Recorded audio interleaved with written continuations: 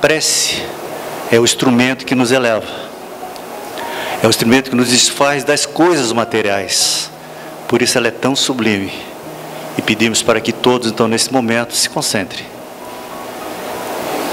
Se concentrem e elevem seus pensamentos. Não no sentido dogmático, sistemático, mas buscando no fundo do coração esse sentimento de agradecimento, essa misericórdia divina que o Pai nos dá a cada reencarnação,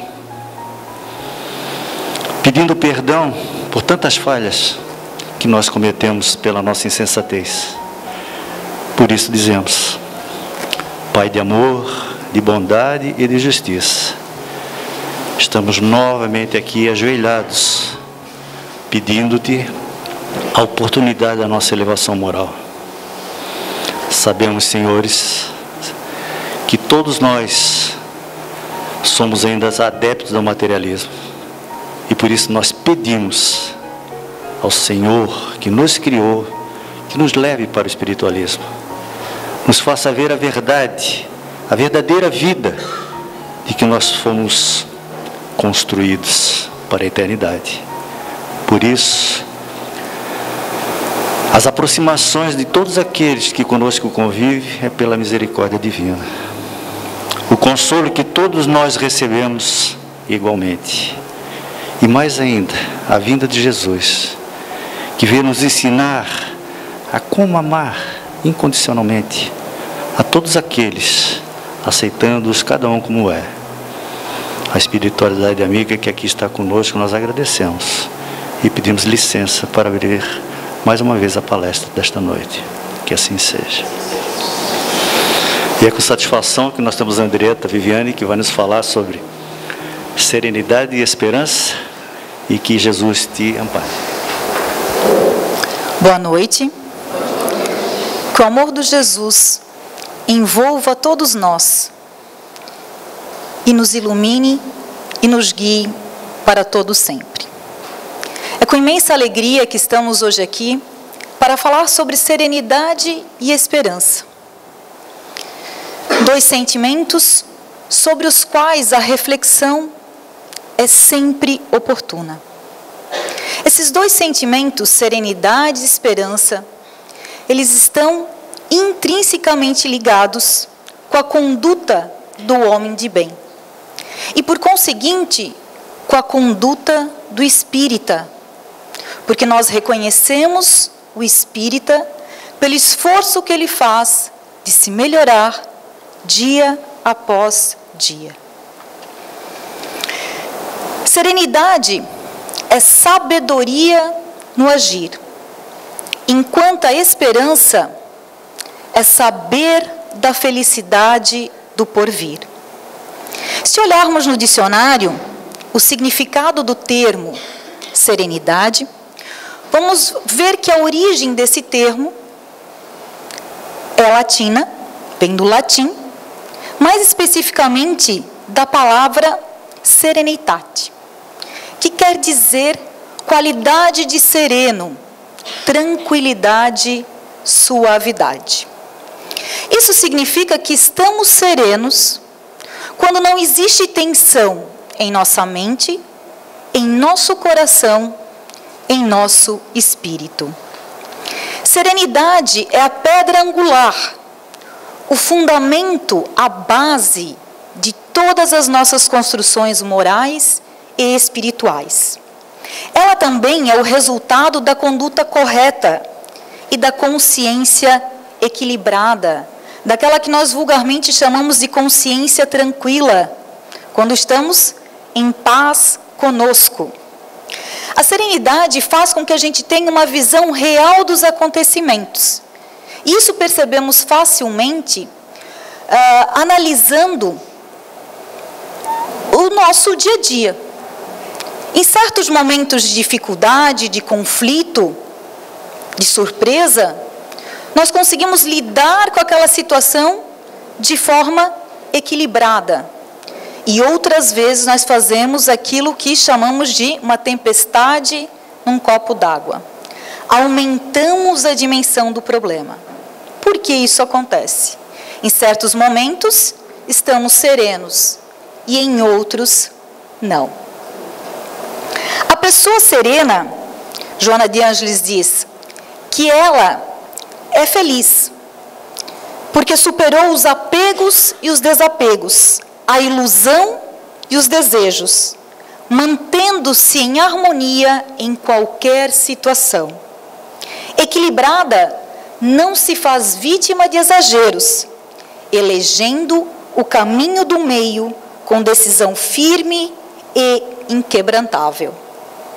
A serenidade também nos possibilita que nós consigamos realmente verificar o que nós devemos priorizar nessa nossa existência, nesse nosso caminhar na condição de espíritos imortais. E aí sim, levar em conta aquilo que nós priorizamos, dando então todo o nosso empenho, colocando toda a nossa força, nossa coragem naquilo que realmente objetivamos.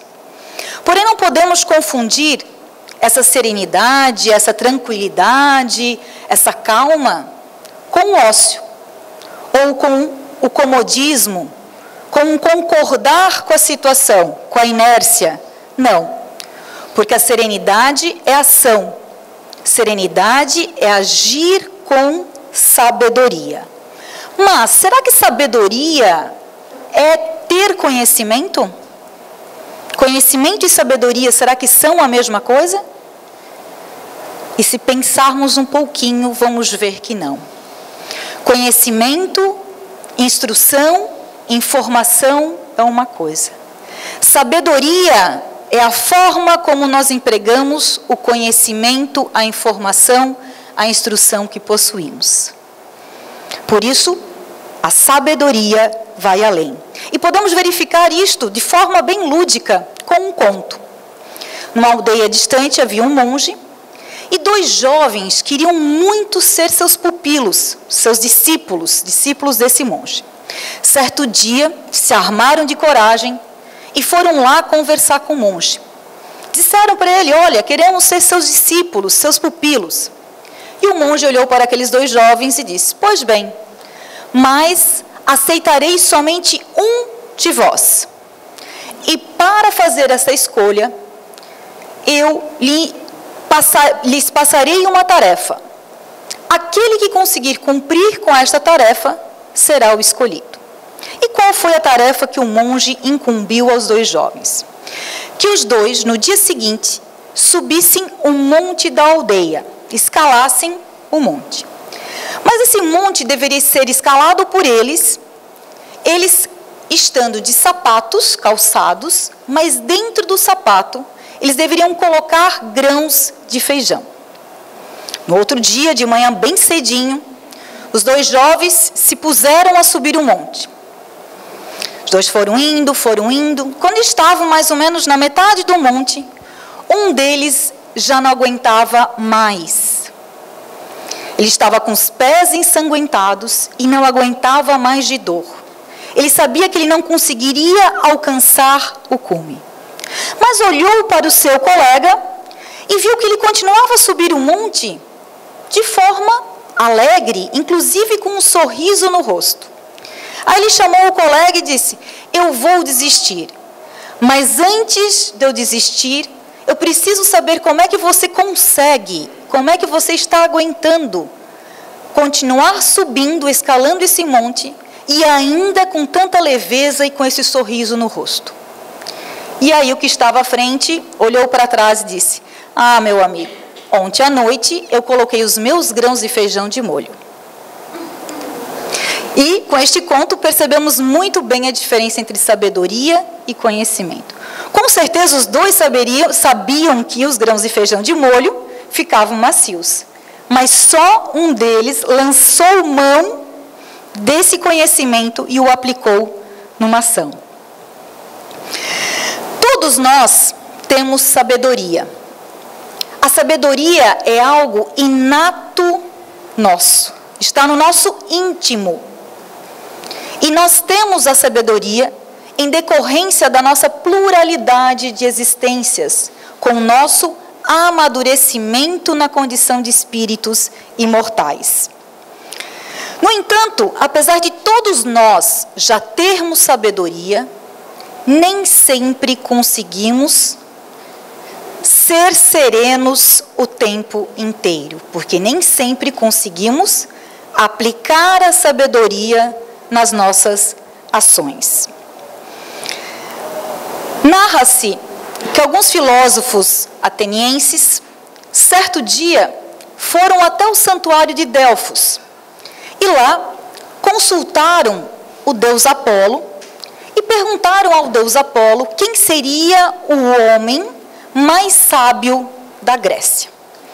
Ao que deus Apolo respondeu aos filósofos dizendo: Sócrates. Os filósofos, retornando para Atenas, invejosos, enciumados, né, já que Sócrates tinha sido o eleito como o homem mais sábio, foram logo buscar por Sócrates e quiseram lhe dar uma alfinetadazinha. Né, disseram: olha, acabamos de vir do santuário de Delfos e deus Apolo nos falou que você é o homem mais sábio da Grécia. O que você tem a dizer sobre isso? Aí Sócrates olha para os filósofos e diz: pensando bem, é verdade. Porque possivelmente, em toda a Grécia, eu sou o único homem que sabe que nada sabe. Então, novamente, aqui uma demonstração de sabedoria.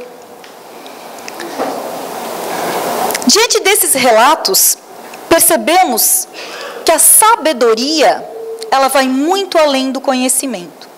E, portanto, a sabedoria, ela é a harmonização do conhecimento com o sentimento, do intelecto com a emoção e da razão com a bondade. E isso, para que a gente consiga essa harmonização, nós precisamos ter bagagem, experiências, nós precisamos estar amadurecidos. Joana de Ângeles, na obra Momentos de Saúde e de Consciência, ela nos diz que a serenidade provém igualmente da certeza e da confiança no que se sabe, e se faz, e se é. Âncora da segurança, finca-se no solo e sustenta a barca da existência, dando-lhe tempo para preparar-se e seguir adiante. Portanto, serenidade será agir harmonizando o conhecimento com o sentimento, o intelecto com a emoção e a razão com a bondade. Nosso Mestre Jesus, quando de sua encarnação aqui no planeta Terra, neste mundo de provas e expiações, todas suas ações foram pautadas pela serenidade. Vamos relembrar alguns momentos. Certo dia, escribas e fariseus pegaram uma mulher em flagrante adultério. Naquela época, segundo as leis de Moisés, o adultério era crime. E este crime era punido com a pena de morte. Mais especificamente, com a pena de morte por apedrejamento. E os escribas e fariseus estavam querendo executar a pena capital. Tiveram a ideia de levar a mulher adúltera diante de Jesus. Por quê? Porque eles sabiam que Jesus defendia os fracos e oprimidos. E no momento em que Jesus elevasse sua voz em defesa a esta mulher, ele também estaria incorrendo na prática de um crime.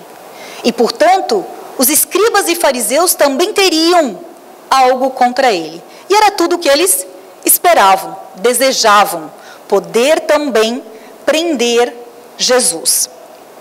Levaram então a mulher adúltera diante dele e perguntaram: o que você pensa a respeito disso? O que você nos diz a respeito disso? E Jesus ficou quieto. Novamente, eles perguntaram a Jesus: o que você diz a respeito disso? E Jesus, ele acaba se sentando, se agachando e começa a remexer o chão, a areia, a terra. e olha para os escribas e fariseus e somente diz: quem de vós não tiver pecados, que atire a primeira pedra, ou seja, que comece a execução. E ele lá remexendo o chão, a areia, daqui a pouco ele se dá conta que somente está diante dele a mulher adúltera. E é então que ele olha para ela e pergunta: onde estão os teus acusadores? E ela diz para ele que todos eles tinham ido embora. O que aconteceu aí? Será que Jesus defendeu a mulher adúltera? Ou ele cruzou os braços e disse: deixa para lá, não tenho nada a ver com isso, não fui eu que cometi o crime?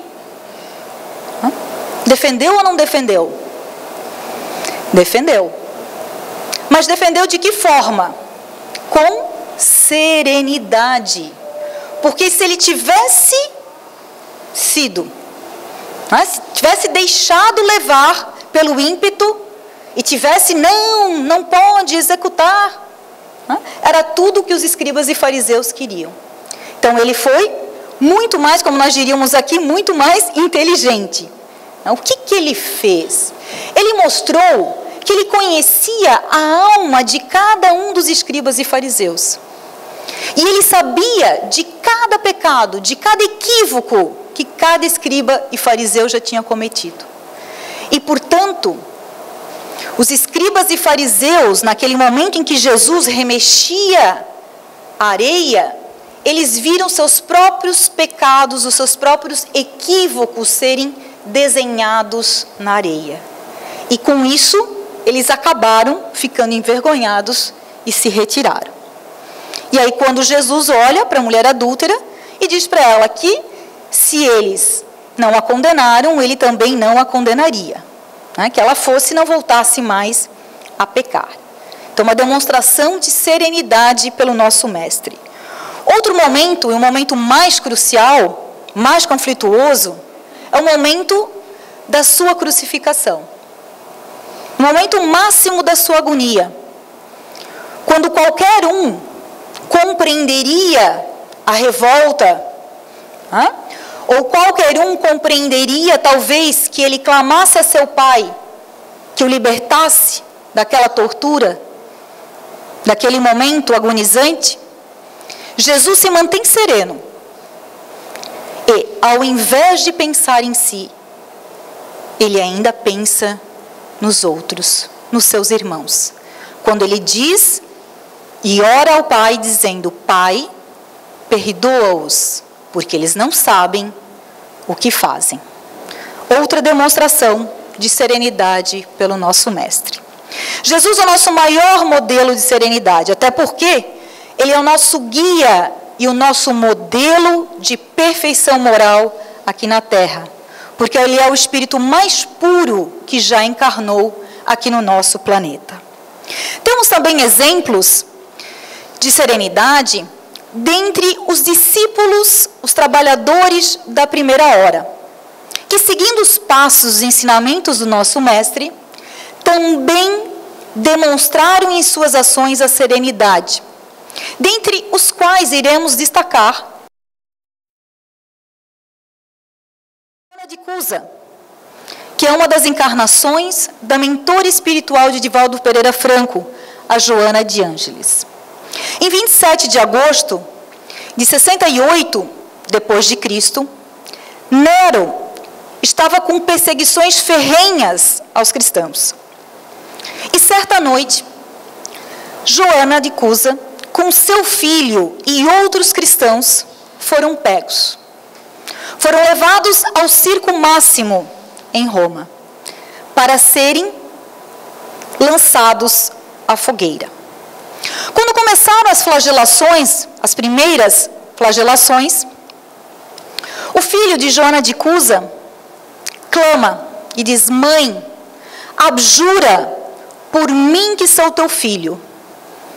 Nega Jesus e nos salva. Joana de Cusa, apesar de sentir o seu coração dilacerado diante daquele clamor de dor de seu filho, ainda assim, ela se manteve serena. Tão serena, a ponto de, quando as brasas estavam consumindo seu corpo, e a multidão que estava na arena assistindo o espetáculo, olhava para ela e não acreditava como é que ela podia ter aquele semblante sereno. Nem mesmo São Algoz acreditava na visão diante dele. Tanto que ele pergunta para Joana de Cusa e diz: o teu mestre só te ensinou a morrer?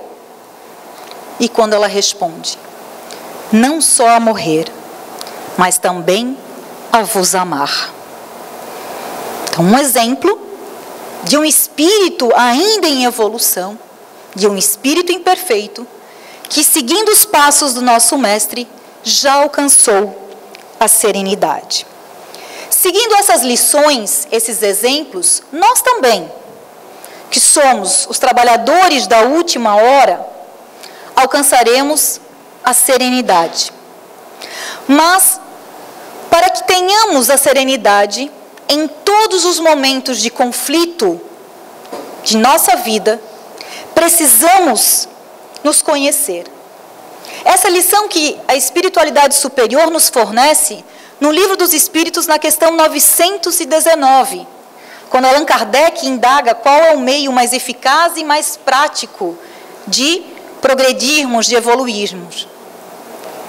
E os Espíritos respondem: conhece-te a ti mesmo. Porque conhecendo a nós mesmos, fazendo esse autodescobrimento que a doutrina espírita tanto nos convida, né, para que façamos esse autodescobrimento, nós conseguiremos fazer a nossa reforma íntima. E mais cientes das nossas virtudes e das nossas fraquezas, conseguiremos melhor lançar mão da sabedoria e colocá-la, pautar as nossas ações baseados na sabedoria, ou seja, termos serenidade. Mas, e a esperança? Podemos nos perguntar, não íamos também falar de esperança? O título da nossa reflexão não é serenidade e esperança? A esperança, como falamos no início da exposição, é saber da felicidade do porvir. A origem da palavra esperança também é latina, do termo sperare, e o significado desse sentimento faz com que nós saibamos, acreditemos, que no futuro teremos condições melhores do que as que estamos vivenciando no momento atual. É um sentimento que faz a luta diária da nossa vida, os nossos sofrimentos serem enfrentados como contingências passageiras, superáveis, porque sabemos que estamos marchando para um fim mais alto, de maior valor. Joana de Ângeles, na obra Diretrizes para o Êxito, ela nos diz que a esperança é a mensagem da alegria e companheira da coragem. Sentimentos estes que são indispensáveis para o enobrecimento do homem. São Tomás de Aquino, na sua Suma Teológica, não poupou páginas para falar da esperança e explicar os fundamentos e a relação da esperança com a fé e com a caridade. Segundo a doutrina espírita, que nos dá uma visão realista do futuro, a esperança, ela torna-se para nós a nossa força inovadora. É como se a esperança fosse o nosso combustível, a força propulsora, o que faz com que a gente consiga continuar a nossa trajetória é a esperança. Ela é o empurrãozinho que nos faz querer ir adiante, continuar o nosso caminhar. A crença na existência de vida após a morte, na imortalidade da alma, e também a crença da inexistência das penas eternas, faz com que nós sejamos esperançosos e saibamos da infinita bondade da misericórdia divina. No Evangelho segundo o Espiritismo, no capítulo 19, intitulado A Fé Transporta Montanhas, José, um espírito protetor de Bordeaux, em 1862, disse que a esperança e a caridade são uma consequência da fé. Essas três virtudes formam o que José mencionou, uma trindade inseparável. Ele ainda diz que a fé é a mãe de todas as virtudes que nos conduzem a Deus. No mesmo capítulo do Evangelho, A Fé Transporta Montanhas, ainda os Espíritos nos dizem que a fé é o sentimento inato no homem e que faz ele saber da sua destinação natural. E eles ainda continuam dizendo: disse vulgarmente que a fé não se prescreve. Daí muitas pessoas dizerem que não é por sua culpa se não tem fé. Sem dúvida, dizem os Espíritos, a fé não se prescreve. E o que é ainda mais justo, a fé não se impõe. Não, ela não se recomenda, mas se adquire. Não cabe à fé ir ao homem, mas o homem ir ao encontro da fé. E, se a procurar com sinceridade, ele a encontrará. Certo dia, Divaldo Pereira Franco foi convidado por médicos, psiquiatras e psicólogos canadenses a participar de um congresso sobre psiquiatria no Canadá. E ele foi convidado para falar sobre a imortalidade da alma. Chegando lá, foi feita a apresentação de Divaldo, convidado a sentar à mesa. E aí o médico que estava presidindo a mesa, para dar início à exposição de Divaldo, cumprimenta Divaldo e começa interrogando Divaldo. Senhor Divaldo, o senhor acredita na imortalidade da alma? E quando Divaldo pega o microfone para responder, ele diz: não. E todo mundo assim, não caiu o queixo porque estava preso. Como assim? E aí, novamente, o médico pergunta: senhor Divaldo, vai que ele não escutou direito, né? O senhor acredita na imortalidade da alma? E ele novamente dá um categórico não. Eu não acredito na imortalidade da alma. Eu sei da imortalidade da alma. E com este relato verídico, percebemos que ter fé não é o que muitas vezes nós dizemos, eu acredito em Deus. Não. Isto não é ter fé. Crer é saber.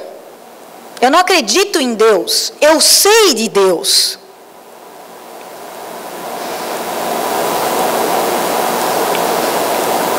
Causa primária de todas as coisas.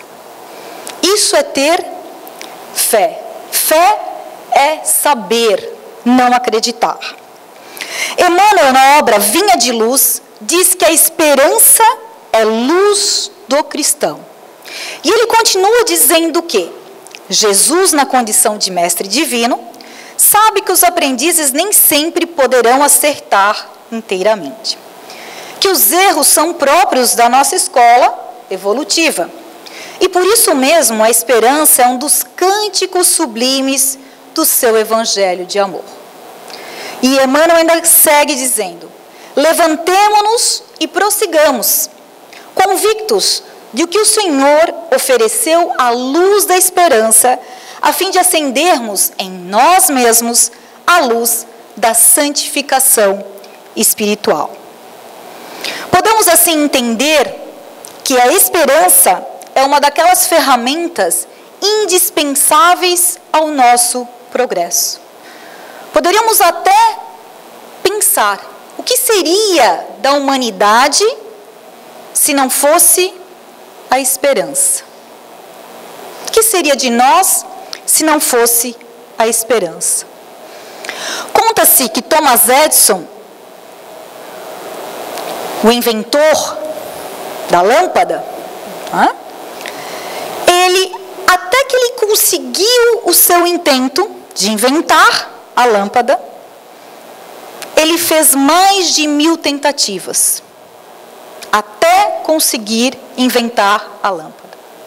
Qualquer pessimista de plantão diria: falhou de mais de 1000 vezes. Errou mais de 1000 vezes. Thomas Edison, extremamente esperançoso e otimista, entrevistado a respeito desse fato, ele mencionou que ele não havia falhado mais de 1000 vezes, mas sim que ele havia descoberto mais de 1000 formas de não inventar a lâmpada. Ou seja, o filtro dele, o viés da sua análise foi outra. Ele viu o lado bom da situação. O pessimista diria: meu Deus, quanto tempo levei até que eu consegui o meu intento. Não. Thomas Edison: que bom, aprendi tanta coisa e ainda consegui chegar ao meu intento. E isto de falar, de ver o lado bom de cada situação, nos faz lembrar também de Poliana, uma literatura infanto-juvenil, uma obra escrita em 1913. Poliana era uma menina de 11 anos que ficou órfã e foi morar com uma tia bastante severa. E esta tia severa, que não gostava nem um pouco de Poliana, transformou a vida de Poliana num martírio. Mas Poliana não se deu por vencida. Ela começou, para conseguir suportar aquela vivência, a praticar o jogo do contente. Um jogo que ela havia aprendido com seu falecido pai, que consiste em sempre enxergar, ver o lado positivo de qualquer situação, por mais trágica que possa parecer. E ela praticava sempre o jogo do contente, e assim fez com que a sua convivência com a sua tia se tornasse mais leve. Certo dia, a tia presenteou Poliana com uma boneca. Poliana nunca havia tido uma boneca. Mas a tia, muito malvada, deu uma boneca velha. Não porque fosse velha, mas ela deu uma boneca totalmente destroçada, completamente estragada.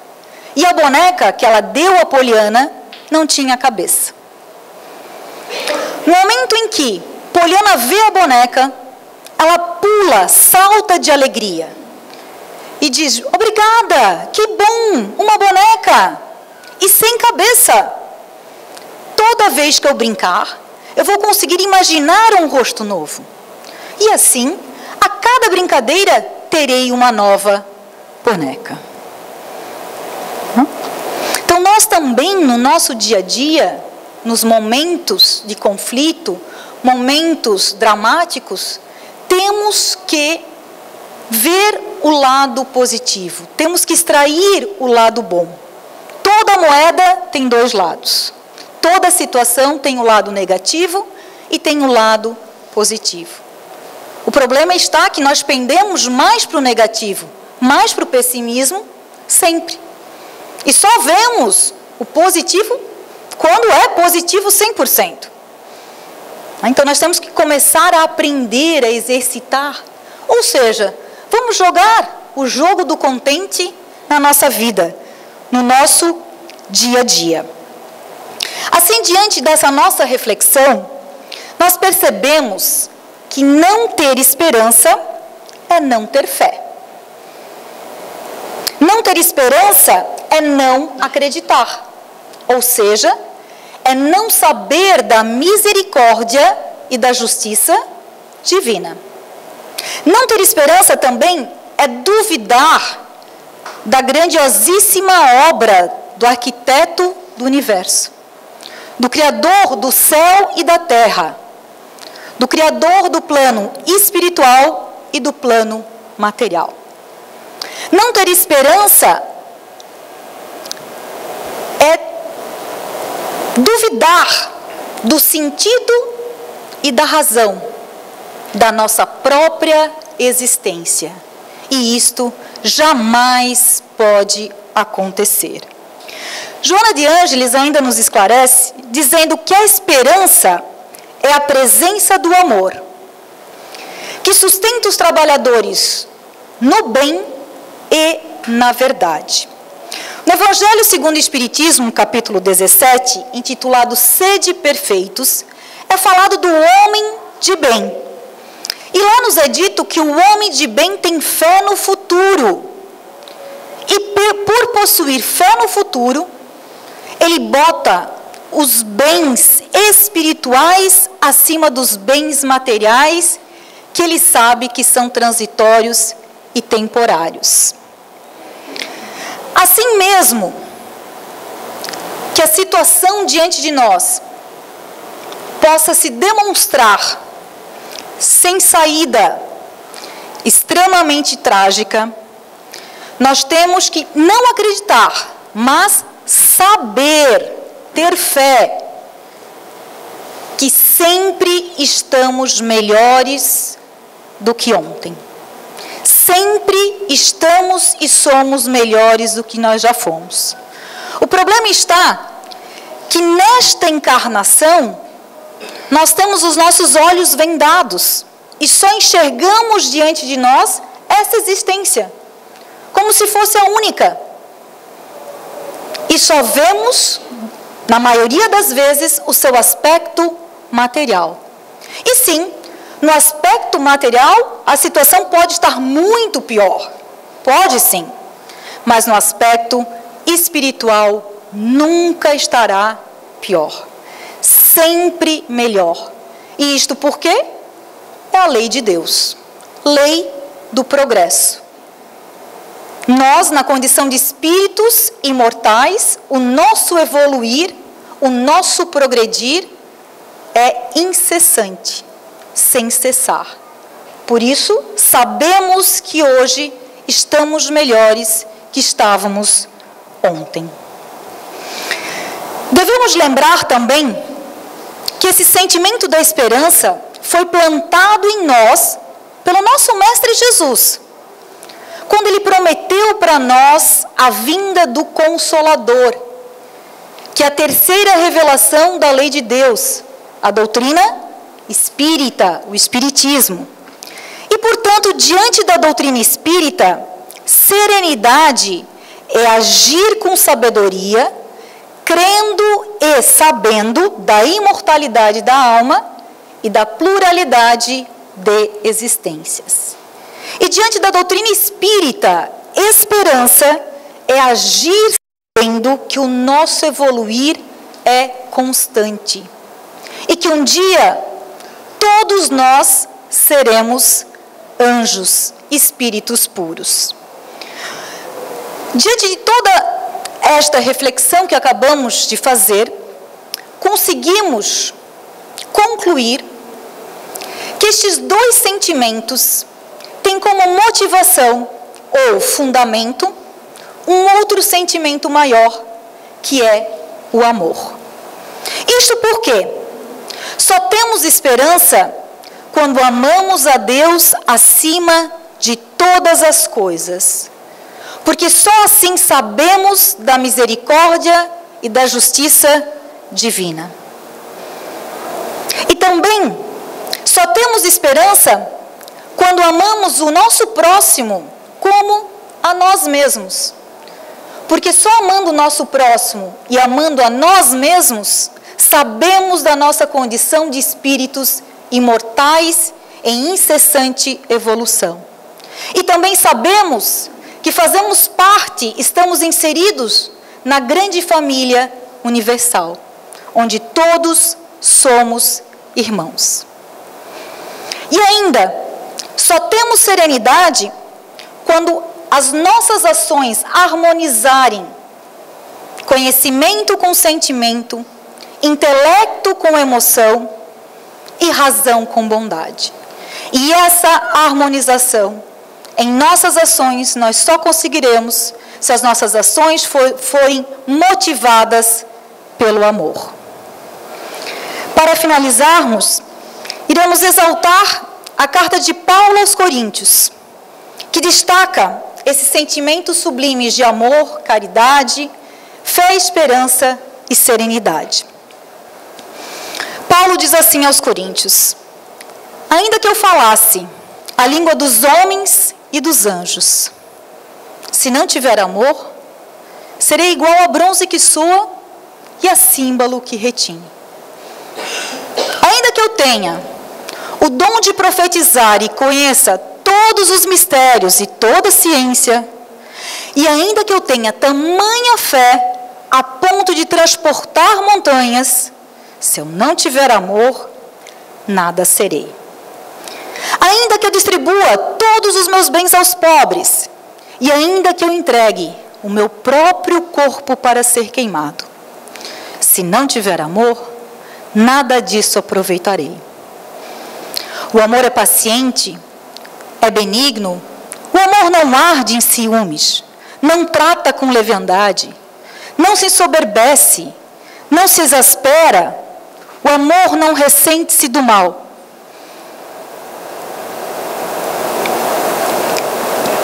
Tudo sofre, tudo crê, tudo espera, tudo suporta.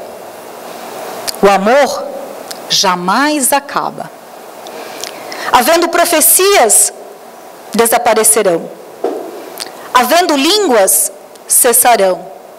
Havendo ciência, passará.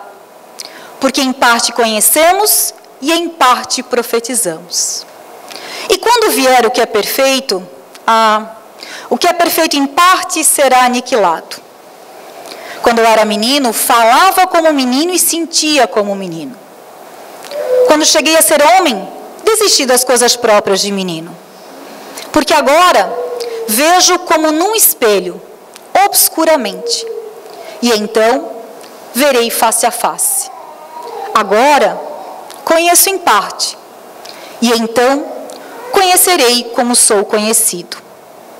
Agora, pois, permanecem a fé, a esperança e o amor. Esses três, porém o maior deles é o amor. Muito obrigada. Que a paz do Mestre esteja com todos nós. Uma boa noite. As reflexões desta semana, por certo, que serão muito bem examinadas por todos nós. Para auxiliar a todos, existe um livro psicografado pelo Divaldo Franco, pelo espírito João Cleof, Triunfo da Imortalidade. Se vocês quiserem se aprofundar nessa lição desta noite, por certo aqui vocês vão encontrar um subsídio para que a nossa fé seja raciocinada. É a fé espírita, não é aquela fé cega, em que nós acreditamos porque alguém falou. Nós sabemos quando tomamos conhecimento do que realmente somos, de onde viemos e para onde vamos.